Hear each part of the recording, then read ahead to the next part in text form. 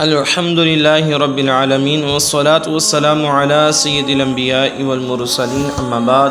فاعوذ باللہ من الشیطان الرجیم بسم اللہ الرحمن الرحیم اللہم صلی علی سیدنا و مولانا محمد وعلی آل سیدنا و مولانا محمد وبارک وسلم وصلی علیہ۔ تمام تعریفیں اللہ وحدہ لا شریک کے لیے جو تمام کائنات کا خالق اور مالک ہے۔ درود لامحدود پیارے آقا صلی اللہ علیہ وآلہ وسلم کی ذات بابرکت پر۔ سیرت انبیاء علیہ السلام کے ناظرین، میں آپ کے سامنے حضرت آدم علیہ السلام کا ذکر خیر کرنے کی سعادت حاصل کرتا ہوں، جو ایک سلسلہ جاری ہے، اور میں نے جو پچھلا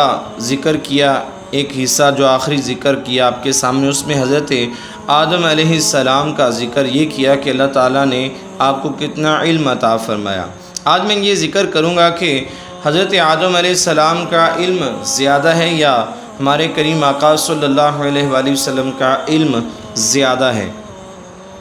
مفتی احمد یار خان نعیمی رحمۃ اللہ علیہ فرماتے ہیں کہ حضرت آدم علیہ السلام کا جو علم ہے، حضور اکرم صلی اللہ علیہ وآلہ وسلم کے علم کے سامنے ایسا ہے جیسے کہ دریا کے سامنے ایک قطرہ یا میدان کے سامنے ایک ذرے کی جو حیثیت ہے، ایسے ہے۔ اس جملے سے آپ اندازہ لگا سکتے ہیں کہ ہمارے پیارے آقا صلی اللہ علیہ وآلہ وسلم کا علم کیا ہے۔ اور ایک اور مقام پر مفتی صاحب فرماتے ہیں کہ حضرت آدم علیہ السلام کا علم اس قدر وسعت کے باوجود ہمارے نبی کریم صلی اللہ علیہ وآلہ وسلم کے دریا کا ایک قطرہ ہے، کیونکہ ان کا علم ہر اس چیز کو بھی گھیرے ہوئے ہے جہاں تک الفاظ و نام بلکہ کسی کا خیال بھی نہیں پہنچتا۔ تفسیر روح البیان میں ہے کہ جو اللہ کے ولی ہیں، ان کا جو علم ہے انبیاء علیہ السلام کے سامنے ایسا ہے کہ جیسے 7 سمندروں کے سامنے ایک قطرہ، ایسی حیثیت ہے اولیاء اللہ کی انبیاء علیہ السلام کے علم کے سامنے۔ اور جس طرح انبیاء علیہ السلام کا علم ہے، ان کی حیثیت اسی طرح نبی کریم صلی اللہ علیہ وآلہ وسلم کے علم کے سامنے ہے، جس طرح کہ اولیاء اللہ کا انبیاء علیہ السلام کے سامنے علم ہے۔ یعنی کہ تمام انبیاء علیہ السلام کی مثال بھی یوں لے لیں،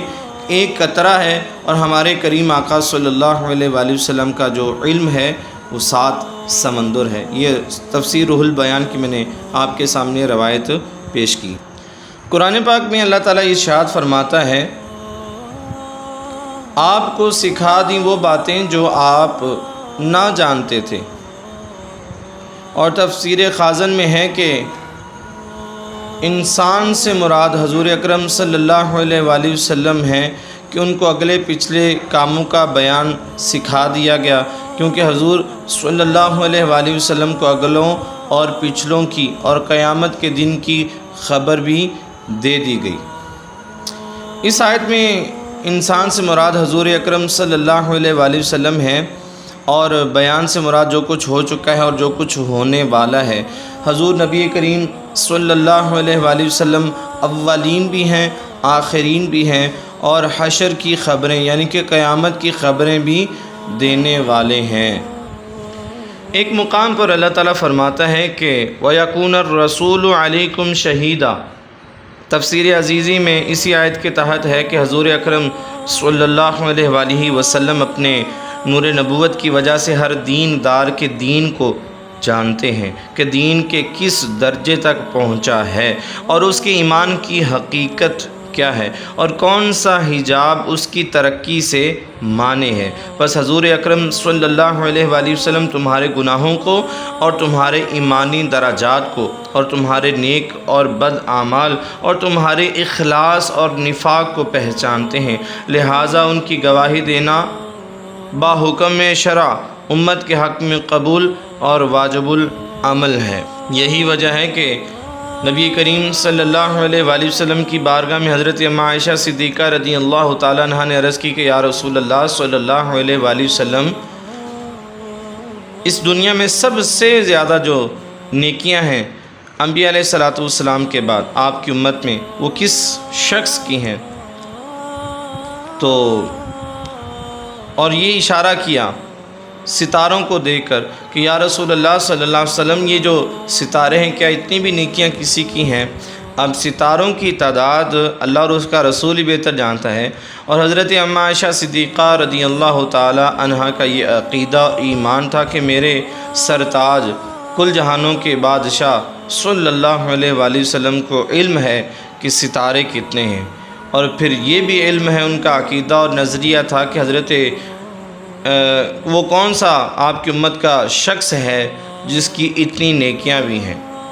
تو آپ نے پریشانی کا کوئی مظاہرہ نہیں کیا کہ میں پوچھ کے بتاؤں گا، کوئی وحی آئے گی، بلکہ کریم آقا صلی اللہ علیہ وآلہ وسلم نے ارشاد فرمایا کہ میری امت میں ان ستاروں کے برابر جو نیکیاں ہیں وہ حضرت عمر فاروق رضی اللہ تعالیٰ عنہ کی ہیں۔ آپ کا یہ جملہ کہنا اس بات کی عین شاہد ہے کہ آپ صلی اللہ علیہ وآلہ وسلم کو اپنی قیامت تک آنے والی تمام امت کے احوال اور اعمال کا علم ہے، میں تھا نہیں کہوں گا ہے۔ نبی کریم صلی اللہ علیہ وآلہ وسلم ہر شخص کے اعمال جانتے ہیں، کون سا انسان کتنی نیکیاں کرتا ہے، کتنے گناہ کرتا ہے یا کرے گا، کب پیدا ہوگا، کیا کچھ ہوگا، یہ سب اللہ کے رسول صلی اللہ علیہ وآلہ وسلم کو سکھلا دیا۔ تفسیر خازن میں جو میں نے آیت پڑھی اس کی کے تحت فرمایا گیا کہ قیامت میں حضور اکرم صلی اللہ علیہ وآلہ وسلم کو بلایا جائے گا، اللہ تعالیٰ آپ صلی اللہ علیہ وآلہ وسلم سے آپ کی امت کے حالات پوچھے گا۔ اب پوچھا اسی سے جاتا ہے کہ جس کو کسی بات کا علم ہو۔ اب اللہ تعالیٰ نے جب آپ سے پوچھے گا تو آپ صلی اللہ علیہ وآلہ وسلم اپنی امت کی صفائی کی گواہی دیں گے اور ان کی سچائی کی گواہی بھی دیں گے۔ ایک اور مقام پر اللہ تعالیٰ ارشاد فرماتا ہے وَجِئْنَا بِكَ عَلَىٰ هَٰؤُلَاءِ شَهِيدًا، سورۃ النساء آیت نمبر 41، اور اے محبوب تم کو ان سب پر نگہبان بنا کر ہم لائے ہیں۔ تفسیر نشاپوری میں اس آیت کے تحت بیان کیا گیا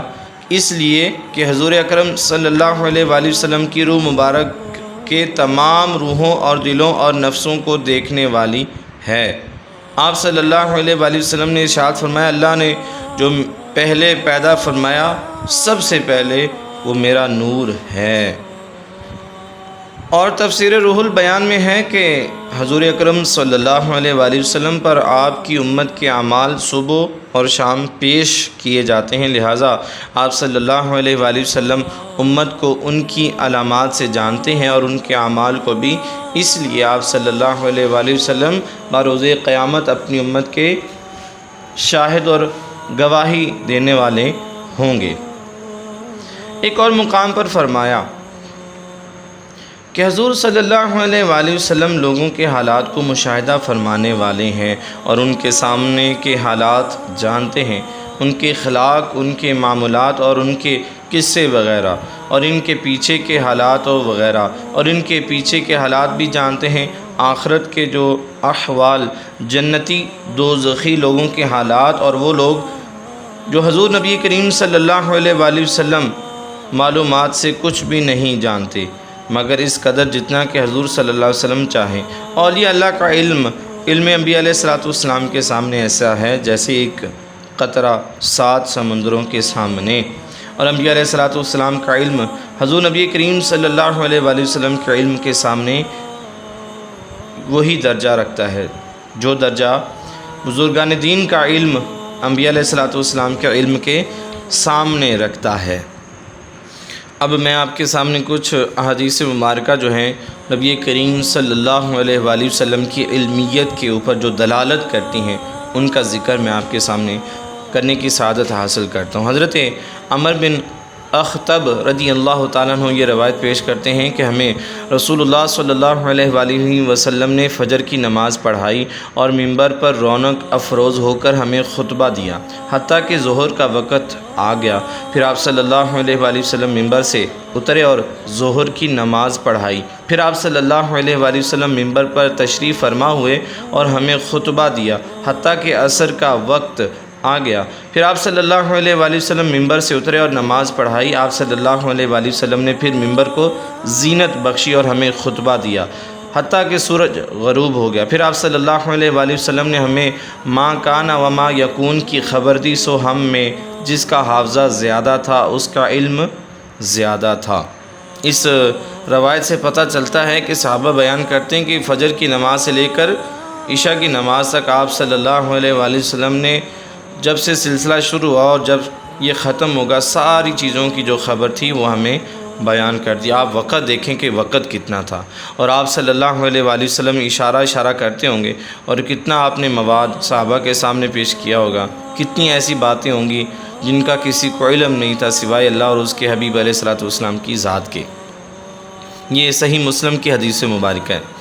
حضرت عمر رضی اللہ تعالیٰ عنہ کی روایت ہے، آپ صلی اللہ علیہ وآلہ وسلم نے ارشاد فرمایا کہ بے شک اللہ نے دنیا کو میرے لیے اٹھا لیا، میں دنیا کی طرف اور جو کچھ قیامت تک ہونے والا ہے دنیا میں اس کی طرف دیکھ رہا ہوں۔ جو کچھ ہو چکا اور جو قیامت تک دنیا میں ہونے والا ہے، فرمایا کہ میں سب کچھ دیکھ رہا ہوں جس طرح میں ان دو ہتھیلیوں کی طرف دیکھ رہا ہوں۔ یہ حضرت عمر رضی اللہ تعالیٰ عنہ کی روایت ہے۔ جس طرح ہم اپنی ہتھیلی کو دیکھتے ہیں، آپ نے اشارہ کیا کہ میں جس طرح اپنی ہتھیلیوں کو دیکھ رہا ہوں، اسی طرح جو کچھ ابھی ہونے والا ہے وہ اسی طرح دیکھ رہا ہوں۔ ایک روایت میں حضرت معاذ بن جبل رضی اللہ تعالیٰ عنہ روایت پیش کرتے ہیں کہ ایک دن رسول اللہ صلی اللہ علیہ وآلہ وسلم نے صبح کی نماز پڑھانے کے لیے آنے میں دیر کر دی، حتیٰ کہ سورج نکلنے کے قریب آ گیا۔ پھر آپ صلی اللہ علیہ وآلہ وسلم نے جلدی نماز پڑھائی، پھر سلام پھیرنے کے بعد آپ صلی اللہ علیہ وآلہ وسلم با آواز بلند فرمایا کہ تم جس طرح بیٹھے ہو اپنی صفوں میں بیٹھے رہو۔ پھر آپ صلی اللہ علیہ وآلہ وسلم نے ہماری طرف متوجہ ہو کر ارشاد فرمایا کہ میں عن قریب تم سے بیان کروں گا مجھے صبح آنے میں تاخیر کیوں ہو گئی ہے۔ پھر آپ صلی اللہ علیہ وآلہ وسلم نے ارشاد فرمایا کہ میں رات کو اٹھا اور میں نے وضو کر کے اتنی نماز پڑھی جتنی میرے مقدر میں کی گئی تھی، پھر مجھے نماز میں نیند آ گئی۔ اچانک میں نے اپنے رب عز و جل کو نہایت ہی حسین اور خوبصورت صورت میں دیکھا۔ اللہ تعالیٰ نے ارشاد فرمایا کہ محمد صلی اللہ علیہ وآلہ وسلم، میں نے کہا لبیک اے میرے رب عز و جل۔ تو اللہ نے ارشاد فرمایا کہ مقرب فرشتے کس چیز میں بحث کر رہے ہیں؟ تو میں نے کہا میرے رب عز و جل مجھے تو علم نہیں کہ یہ کس موضوع پہ بات کر رہے ہیں۔ یہ مکالمہ جو تھا اللہ تعالیٰ نے 3 دفعہ دہرایا۔ پھر میں نے دیکھا کہ اللہ تعالیٰ اپنا ہاتھ میرے دونوں کندھوں کے درمیان رکھ دیا اور میں نے ان کے پوروں کی ٹھنڈک اپنے سینے میں محسوس کی۔ پھر ہر جگہ ہر چیز مجھ پر جو ہے وہ نظر آنا شروع ہوگی اور میں نے سب کو جان لیا۔ یہاں بھی ایک بات میں یہ عرض کرتا چلوں کہ یہ آپ کا فرمانا کہ اللہ نے اپنا ہاتھ میرے دونوں کندھوں کے درمیان رکھ دیا، اس سے مراد یہی ہے کہ اللہ تعالیٰ کی رحمت جو تھی، اللہ تعالیٰ کا نور جو تھا وہ ہم پہ رکھا گیا اور آپ کو ان کی ٹھنڈک محسوس ہوئی۔ اب یہ تو نہیں ہم کہہ سکتے کہ آپ صلی اللہ علیہ وآلہ وسلم معاذ اللہ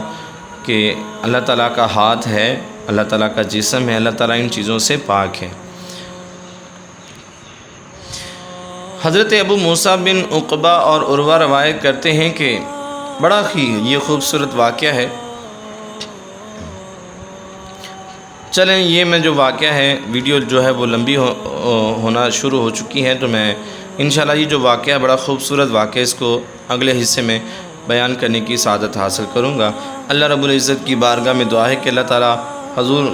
نبی کریم صلی اللہ علیہ وآلہ وسلم کے علم کا صدقہ ہمیں بھی دنیا اور آخرت کی بلائیاں، کامیابیاں، خوشیاں نصیب فرمائے اور دین کا علم عطا فرمائے اور اس پر عمل کی ہمیں اللہ پاک توفیق عطا فرمائے۔ وما علینا الا البلاغ المبین۔